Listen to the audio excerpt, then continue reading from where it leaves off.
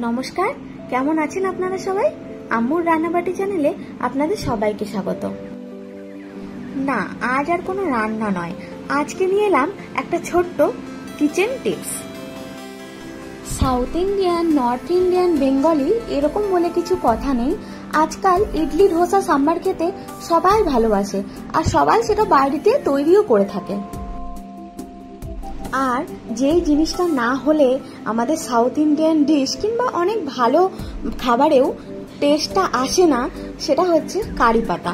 এই কারি পাতা আমরা কিভাবে স্টোর করব অনেক দিনের জন্য, আজকে আমি সেই টিপস নিয়ে এলাম আপনাদের সামনে। মার্কেট থেকে যখন কারি পাতা নিয়ে আসে আমার হাজবেন্ড, কিছুটা এরকমই দেখতে থাকে, কিন্তু এটা একবেলা রেখে দিলেই শুকোতে থাকে।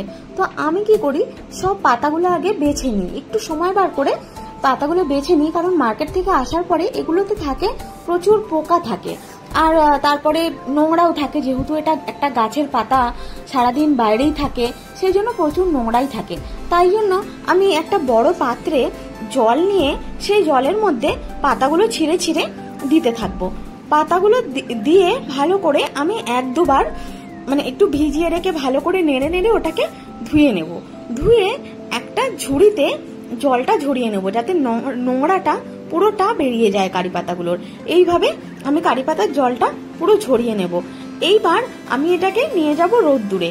আমার ব্যালকনিতে খুব ভালো রোদ্দুর আসে, তো সেইখানে আমি এইভাবে কারি পাতাগুলো শুকোতে দিয়ে দিয়েছি। আর এমন ভাবে দিয়েছি, নিচে একটা জায়গা রেখেছি যাতে সব দিক থেকে হাওয়াটা আর হালকা রোদ্দুরটা এই কারি পাতার মধ্যে লাগতে পারে।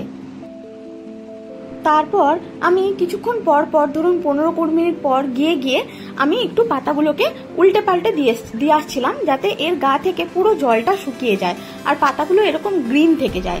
তো আমি এই দেখুন, এখন পাতাগুলোর পুরো শুকিয়ে গেছে, জলটা পুরো শুকিয়ে গেছে।